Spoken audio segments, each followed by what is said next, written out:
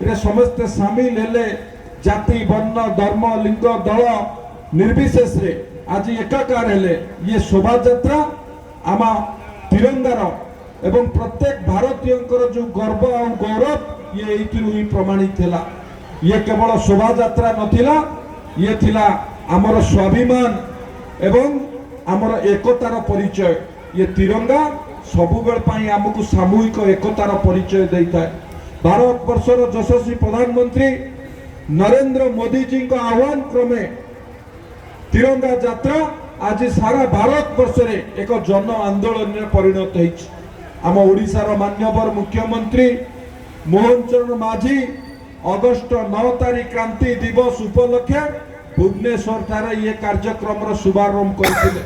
August 9 रु August 17 तारीख पर्यंत आम राज्यर विभिन्न स्थान रे जिला स्तरीय विधानसभा स्तरीय मंडल स्तरीय पंचायत स्तरीय विभिन्न ग्राम ये तिरंगा शोभा यात्रा अनुष्ठित होइछ एवं बहु धूमधाम रे अनुष्ठित होइछ। ए अगस्ट 9 तारीख अगस्ट 9 तारीख थिला क्रांति दिवस 1942 मसीहा अगस्ट 9 तारीख रे आमर पूज्य पिता महात्मा गांधी जी को नेतृत्व रे ये भारत छाड़ आंदोलन आरंभ होइतिला।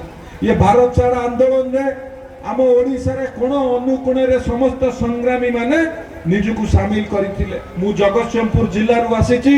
आम जगतसिंहपुर जिल्लार अलका आश्रम पाखरु आरंभ करी कोरापुट जिल्लार शहीद लक्ष्मण नायक को कथा हो।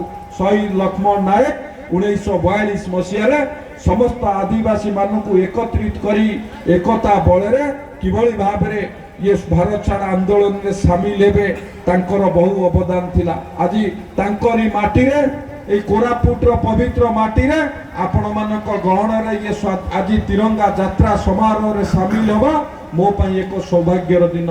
ये मध्य मो पई निश्चित भाव रे आजिर दिन एक स्मृतिर दिन आपण मानकर समस्तंकर जो भली भाव रे दलगत निर्विशेष रे एकाकार है कि आपण माने समस्त एकत्रित ही चलिले। केवल तिरंगा यात्रा करिबा आमर इतिहास को मने पकेइबा आमर स्वाधीनता को मने पकेइबा ता नुहे। भारत वर्षर यशस्वी प्रधानमंत्री नरेंद्र मोदी जी जो आह्वान करिसंती विकसित भारत आत्मनिर्भर भारत पाई सेथिरे आमर समस्तंकर योगदान मध्य रहिबा दरकार। ये तिरंगा पताका आमे हाथे धरिचे।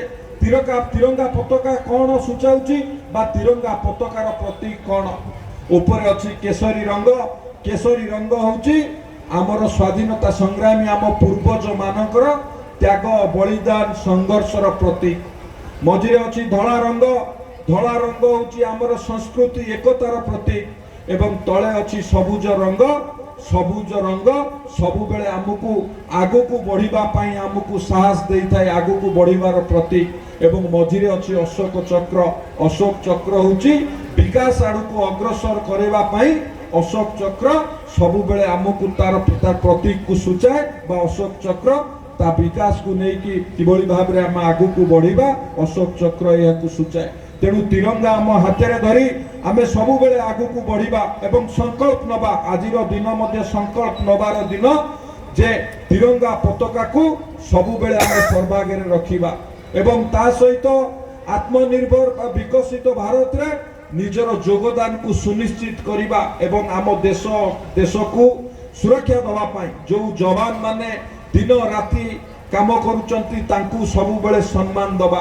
विशेष करी युवा वर्ग माने किभली भाव रे आगको बढ़िबे आत्मनिर्भर हेबे सेथिपई सेमाने मध्य सेथिपति दृष्टि दबार आवश्यकता अछि। आजिर दिन संकल्पर दिन हो संकल्परु सिद्धि हुए।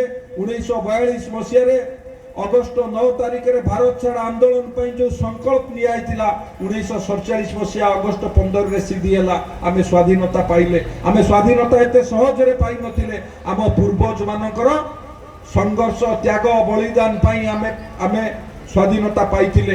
एई अवसर रे सेमानको मोर श्रद्धांजलि ज्ञापन करूछि एवं आज आमे समस्त संकल्प नवा विकसित भारत आत्मनिर्भर भारत रे आम मानकर योगदान को सुनिश्चित करिबा एवं विकसित भारत गठन रे आमर जो योगदान रहिबो आत्मनिर्भर भारत गठन रे जो योगदान रहिबो ता प्रति सब बेले आमे दृष्टि दबा मु आपण मानकु समस्तंकु आउ थरे धन्यवाद कृतज्ञता ज्ञापन करूची जेउ बळी भाबरे समस्तंकर सहयोग बळरे समस्तंकर सदिच्छा बळरे समस्तंकर उत्साह बळरे ये कार्यक्रम सफल हैला मु आपनकु समस्तंकु धन्यवाद कृतज्ञता ज्ञापन करी मो वक्तव्य शेष करची धन्यवाद वंदे मातरम भारत माता की